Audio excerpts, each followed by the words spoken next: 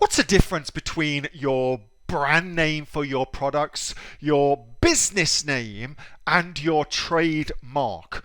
What is the difference between those three things, and how does that affect your ability to sell on Amazon? In this video, I'm going to show you.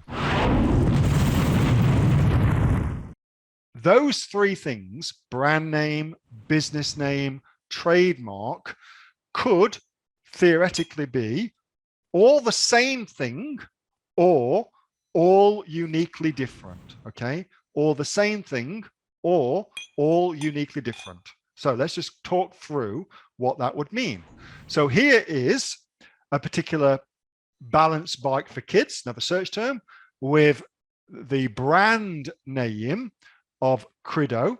And because we know we can look at their shop store, we can see that their business name is L Fun Direct. So that's their business name, which you can get in Australia, an ABN with your business name free from ASIC. And here is their brand, Credo, with all their different things. Okay, so this is now a brand. We know this is brand registered.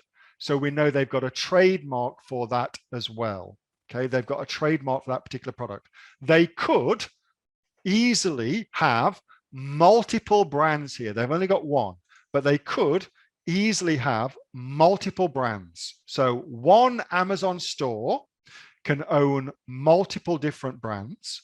One business, a Pty Ltd business, for instance, can own multiple trademarks that would allow you to own multiple brands on Amazon. Okay, that's very not complicated at all, is it?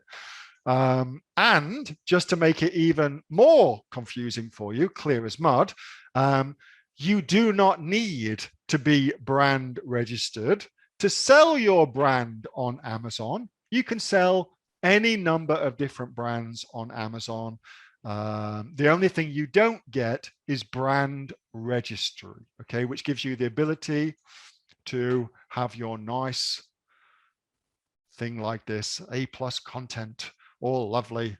That's actually very, very nice A+ content. So doesn't give you, you don't get that, which is important. So clear as mud. One business account, one Pty Ltd business can own as many different brand names as you want. It can also own as many different trademarks as you want. One Amazon account can own as many different brand registered businesses as you want, or you don't need to brand register at all. You can just sell your stuff without brand registry, and that's fine too, okay? The only thing is, with brand registry, you get access to some sexy tools, which I think are increasingly becoming massively important for you to have as a seller. Does that include sole traders? I believe, although I've never checked, I believe a sole trader can own multiple trademarks. I don't see why not. Theoretically, that makes sense in my head. What tools with brand registry? Heaps of different tools.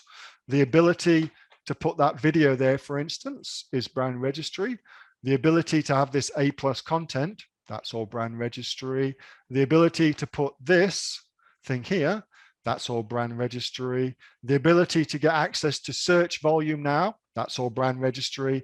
The ability to be able to track what marketing you're doing outside of Amazon through attribution, that's all brand. Really, brand registry is very, very important to get. And it's super cheap as well.